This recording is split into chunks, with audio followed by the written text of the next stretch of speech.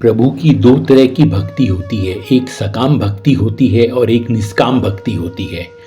एक उम्र तक सकाम भक्ति करने में कोई बुराई नहीं है, क्योंकि हम परम पिता परमेश्वर से ही तो मांग रहे हैं, और पिता से नहीं मांगेंगे तो किससे मांगेंगे।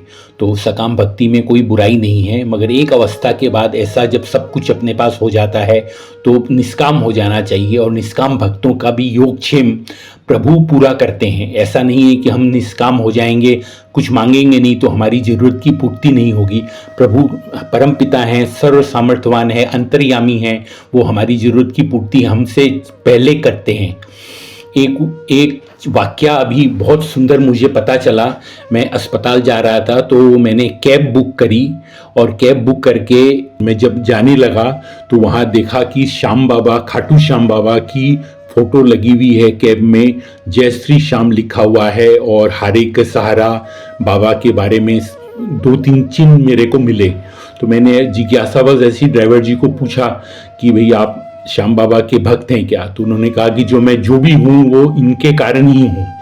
फिर उन्होंने जो बताया वो इतना मार्मिक बात है, इतनी मार्मिक चीज़ है कि मुझे लगा कि ये सबको बताने योग्य चीज़ है कि सकाम उपासना में भी भगवान कैसे निहाल कर देते हैं।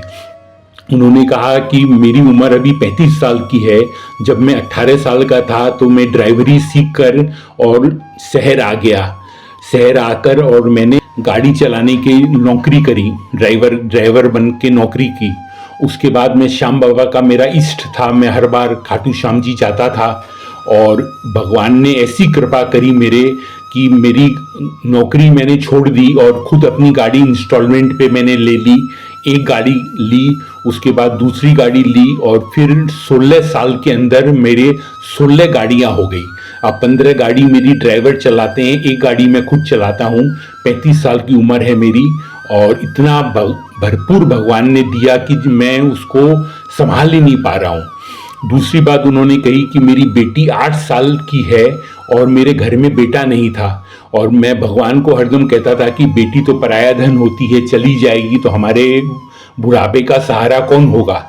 तो अब 35 साल की उम्र में मुझे 2 महीने पहले पुत्र रत्न की प्राप्ति हुई है।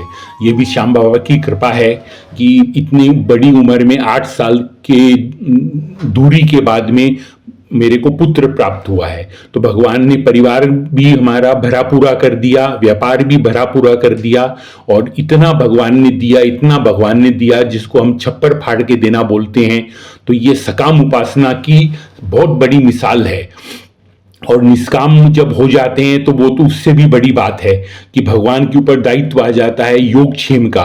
और गीता जी में भगवान का प्रण है कि भक्तों का योगक्षेम, जो निष्काम हो जाते हैं उनका योगक्षेम मैं सबसे पहले उठाता हूँ।